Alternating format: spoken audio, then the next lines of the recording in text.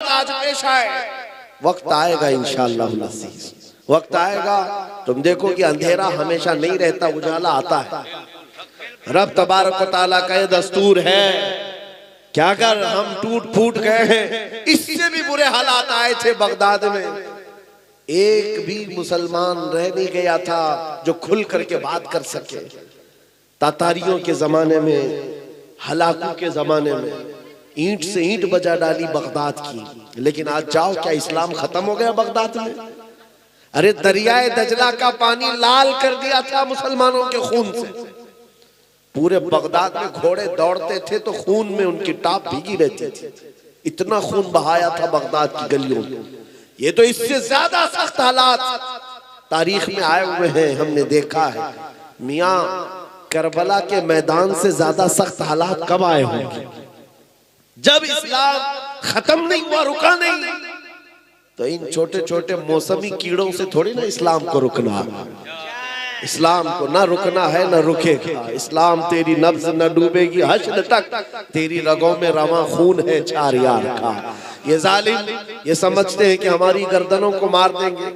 किसी जगह आज ही देखा, एक मौलवी साहब मस्जिद के इमाम साहब बाहर निकल रहे हैं और ये आतंकी भेड़िए आए और उनकी दाढ़ी पकड़कर मारने लगे, मॉब लिंचिंग करने लगे और कहा इस धरती पर जीना है तो हमारे खुदा का नाम लेना होगा। ये सब जो आतंक फैलाया जा रहा है, इससे आपको घबराने की जरूरत नहीं, इससे आपको नर्वस होने की जरूरत नहीं।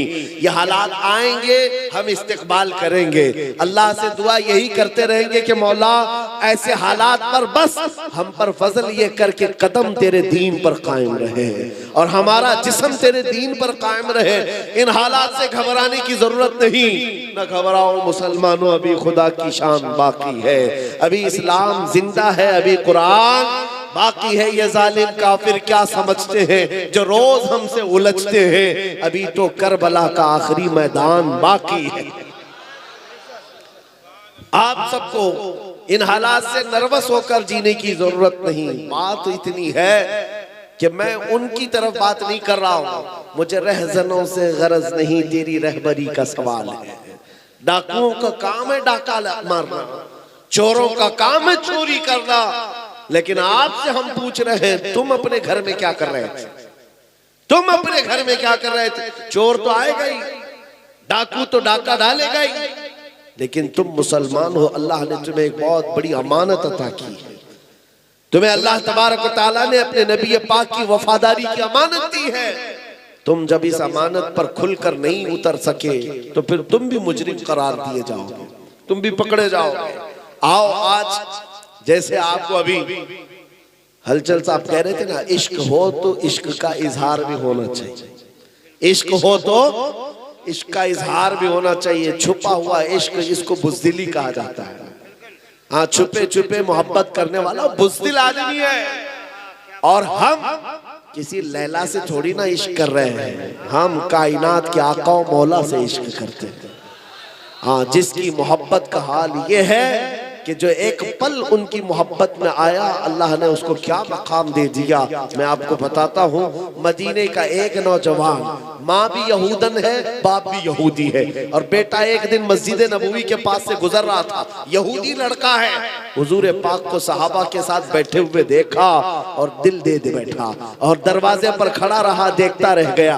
वो हसीन महफिलें कैसी होंगी, सहाबा की अंजुमन लगी हो और गुलाब जैसी रंगत चमकती हुई मेरे आका की सूरत उसमें हो, और जब देखने वाला पलकें झपकाना भूल जाता था, उस यहूदी लड़के ने देखा और देखता रह गया।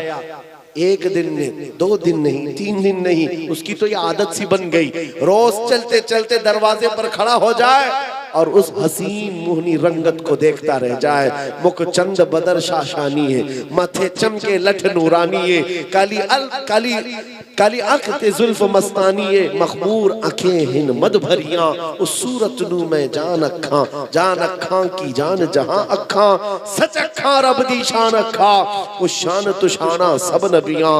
हुजूर पाक का हुस्न देखने वाले का हाल क्या होता था? हजरत जाबिर बिन समुरा कहते हैं, 14वीं का चांद निकला था, मैं घर से बाहर निकला और हुजूर अपने घर से बाहर आए।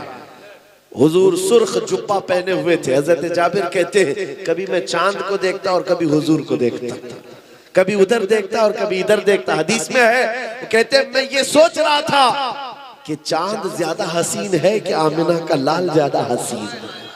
और उसके बाद इश्क ने फिर जवाब दिया, चांद से तशबीह देना ये भी क्या इंसाफ है, चांद में तो दाग है, हुजूर का चेहरा साफ है।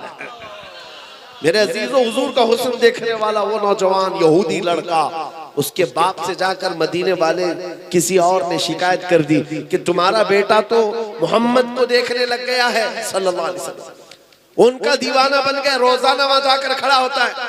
बाप कट्टर यहूदी था, कट्टर यहूदी। बेटे से कहा कि तू आ जाता, उसने कहा वो अच्छे लगते हैं, मैं देखता हूं, अच्छे लगते हैं। बाप ने पाबंदी लगा दी कि आज के बाद से उस रास्ते से भी नहीं जाएगा। लेकिन इश्क है तो इजहार होना चाहिए, इश्क हो तो फिर सारे सलासिल और बेड़ियां तोड़ करके निकलता है बंदा। वो नौजवान न बाप की सुना न माँ की सुना, फिर दूसरे दिन आया, उसी दरवाजे के पास खड़ा हो गया, हुजूर को देखने लगा। जब ये हालात बार बार होने लगे, यहूदी बाप ने देखा कि ये ऐसे सुनता नहीं, मारा भी बहुत, तोड़ा भी बहुत, उसके साथ सख्तियां भी हुई। उसके बाद जब भी लड़का नहीं रुका तो बेड़ियों से बांध दिया, जंजीरों से बांध दिया, हाथ पैर बांध करके घर में रख दिया। लेकिन जानते हो मेरे अजीजों, सबसे बड़ी तकलीफ आशिक को अपने माशूक से दूर करना, महबूब से दूर हो जाए, ये सबसे बड़ी तकलीफ है। ये नौजवान लड़का बीमार हो गया, बीमार हो गया, इतना बीमार के इलाज से इफाका नहीं, सही होने का नाम ही नहीं है। आला हजरत कहते हैं ना, जान है इश्क मुस्तफा, रोज फजू करे खुदा, जिसको हो दर्द का मजा नाज़े दवा उठाए क्यों। आप बीमार, ये बीमारी बढ़ती गई, यहां तक कि हकीमों ने हाथ उठा लिया, कहा तुम्हारा बेटा सही हो ही नहीं सकता, 2-4 दिन का मेहमान है। भरी जवानी में बेटा इंतकाल करने पर आ गया। अब माँ बाप का अकलौता था, दोनों का दिल पसीज गया। माँ यहूदन है, बाप भी यहूदी है। बिस्तर पर आए, जंजीरें तो खुल चुकी थी, बुखार से बदन तप रहा था, जिस्म पीला हो गया था। बेटे के पास आए और कहने लगे कि बेटा ये तेरी क्या हालत हो गई, हमने तुम्हारे साथ जो गलत किया उसके लिए हम माजरत चाहते हैं, लेकिन बता कोई तेरी आखिरी ख्वाहिश है। उस नौजवान ने कहा, एक बार मोहम्मद अरबी को देखना चाहता हूं। मेरे अजीजों, इश्क अगर हो तो इजहार होना चाहिए, चाहे वो